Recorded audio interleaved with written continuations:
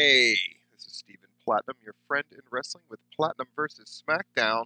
This is from April 2nd, 2021. And since next week's Smackdown is going to be right before WrestleMania, you really can't call that a go-home show. They're going to have the Andre the Giant Battle Royal, a four-way for the tag team titles. It's going to be between the two takeover shows and the two nights of WrestleMania. So it's a bit of an unusual thing. So they kind of, I mean, this sounds so patronizing, but they did the best that they could.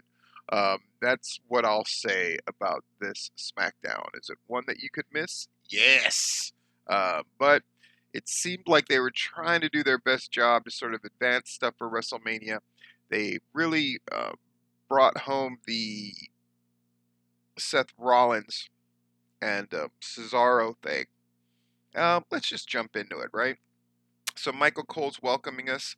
Is this their last one in the Thunderdome or the second to last one? Who cares? So we're going to have a big triple threat at night 2 of WrestleMania 37. We talk about that, and Edge comes out. He's got his pyro. He talks a lot. Edge says he got played, but he likes what he sees in himself, and he claims that Daniel Bryan and Roman Reigns would love to be what he is and how close he's gotten. And then he stares at that WrestleMania triple threat graphic. We're going to have a street fight against Daniel Bryan and Jey Uso for tonight in our foregone conclusion match. In fact, it's a night full of foregone conclusion matches. And such as it is, right? We don't want to kind of derail any of the matches that they've set up. And I get that.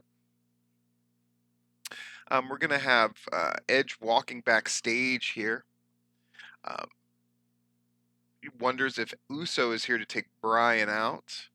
And Edge doesn't feel bad about that at all. Okay. Alpha Academy, Robert Roode and Dolph Ziggler against the Street Profits, Rey Mysterio and Dominic Mysterio. Now you might think, maybe we'll let the babyfaces win this one. Wrong. Otis nails the big flying splash on Ford for the pin to win. And the Street Profits go from putting out the worst segments with the Viking Raiders to now stinking it up on the SmackDown. I'm glad we got all this out of the way, though. We got Adam Pearce and Sonya Deville in the back. Paul Heyman brings something in from Roman Reigns, an indemnification clause, hold harmless agreement that strips Jey Uso of liability for the street fight.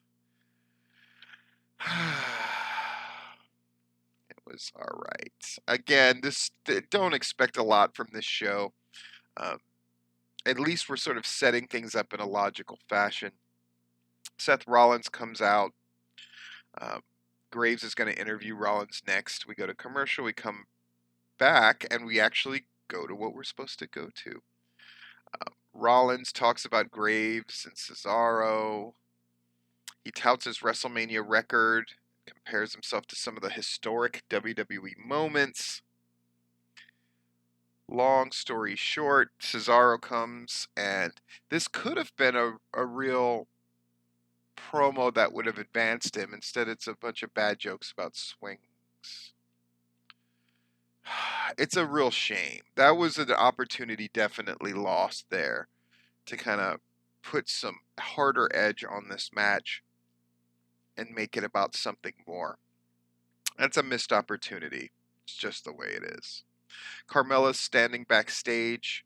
Nia Jax, Shayna Baszler, and Reginald walk past her. Jax asks Carmella,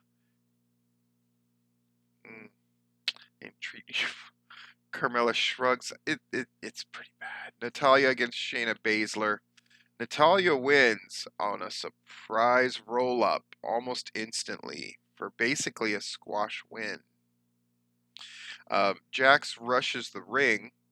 The champs end up taking out Natalya and Tamina Snuka. Riot Squad rushes the ring.